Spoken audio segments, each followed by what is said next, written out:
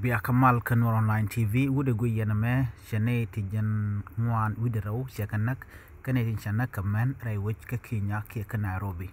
tam taja ke kuma bana do badana nak men ban jokule ling akan kono niam ray ler kana me de jokono jin nywaka ka nasin kokien mi jira man jidid ba ka jan channel me der subscribe ka der notification bell der jatwan ko blaren continue ka Anwar Online TV bikan shamala shubkaje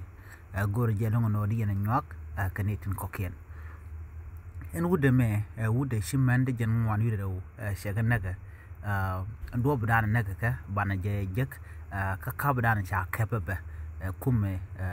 Kenya ke ka ne de kontila dini ka Nairobi bana je latkel ke bana je linkel wasmene gorno bi je nyak nasin kokien shiri man charar yana won ko ne me dene kokien dere kete wood Kenya shamante shop ka jen ngwan wi raw shakanak shala de no take wood mi shamante jen ngwan wi raw shakanak cha jalat ke channel to goal ke comedian to goal many media ne nying so Sudan chit kamen te radio kene radio tamazuj en garab gu ne me shamante jen ngwan wi raw shakanak banju ko link ke la gwa kan man jen ngwan wi raw to nak ke re wecha ka Kenya shakanak kan man na tone mani shek da ba mitere dian kan mana toba shajanak jen shekanak kel gwa kel naga kel kel ra ma naga gwa sama kan wala ka nan dore ba ko nak to ga nan man ti kana robi ka ron kina dara wi de jandang wi da raw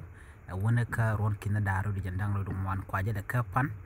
naitin konti la dini tintere wi kana robi ke ka Kenya shaudu ma chaja ka falo jen chaja oje ka club ke gwas dana na ngartin ngudo ma chala no jen chaman che ko tu ko long dum no ne ko ne cha kwan ko shaganak ka ne jen ngwan wi raw karodian ka kamen atila men Kenya jala we gwas ngari ke gwas ko la partner ka lat katin lo la wetin ka war shu ko ni shangar lat la lat ka war ka kalam ni jen botin gwas mi barodo mo ke nyamba nang be nang dore be jawna kan gwas mo nudo montama chaja kefa kuma Kenya chala sreiti jen tega ta shakula jek dua danen mala dore ke dore ma danen titin gwada dan la men la ka yan nagatin en gwada danen titin ke re dore no mishi polisi chiko tino cha mo bali dang badak cha ka jek dore ka sha sim card ne tela na yor ka ti jendang re ngwan cha ka jek dore en gwa som ba cha laptop ni cha ka jek ba ndor danen titin ka laptop to ke laptop to la computer cha ka jek ka je anyok cha yam ni ke sakine to ngwan ba cha ka jek bare du la dan titin lo kan sakine konti la men la ka ngu ke mi charan ti jenak ba jo ngok ki ba jetim ba je chu kap ke kis ba jo yak do la ba cha kis ni la bang man tien kon cha ka jek tin je ka an bang ni tin kon ku di kan cha ka jek re du le cha tie ne ba cha ka jek bare du la tie ga man tin kon jenak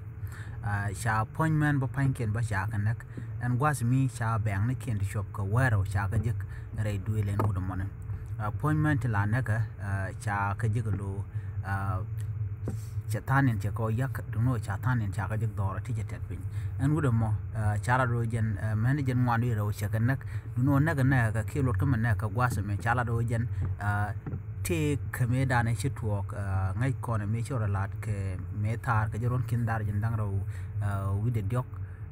abaka jen ron kindar jendang ro ngwan me te ka pastor me ngai yen me shan lat ka gwase dan ka Kenya pastor me chale Mackenzie pastor mo chene che Kenya ante chop ko kudang wan che kanak jena pastor lo lana jugno e chana te ka mes jen gulu goro le de men chal ke nyin wal ka je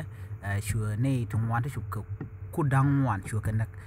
kone rungwan la ja linga pinyin go kindity fake prophet mi shawe go kindity la kende jegalat ke buga na sha ja linka wuda mo shwa ja yen kuma Kenya me cha ne ti kudang wan ti chenak cha ka jek re poli ko jen watan dien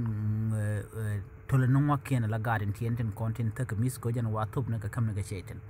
ne tungwan ne kudang wan ti chenak ka ji Kenya ke ka Nairobi tila ji lwa ko ke ne recording pal ka lwa ko jen chelep ka lwa ko de mala lwa ko de pal na tin chit ka meta kon ko gok to wante chile bata ma ka lwa kus ni ka gambele ke ka so Sudan ke lew ana me wuda me Michelle Mackenzie kan jen wuda dan shanen gwasa ma wakan te kan kamar ka kui kan tin kon nakana ka kui wal ka je jen an duob dan cha je ke je wajen wanan roda anta ma cha je jene de jen ngwan wi de ro teman ko rodin che kan nak te ji Mackenzie me mila pastor ka jen wate mu cha international church chirme jen shura dan da shura ko da me cheleb no wan ke ron kina daro wi de kel ke ron kina daro wi de dok no wa lebe lo ko mun ka gwa mi shewe wa chene ni wan che gulna ka long che ka tuk kwa jele pai ngai ka gwa me chene ti kudaro che na ka nyam yo na ka kudang wan no kana na gat kala je no na ta kamis law bi bot be jinak e bi kule je kine yeshu ke je ke jesus ana mo chene di kudang wan chi lu ka kuida jare ti je ntama kana man ka ko ken chi kan lar mi chi kan lat kel ntama shawud me chaja ka fan wuda mene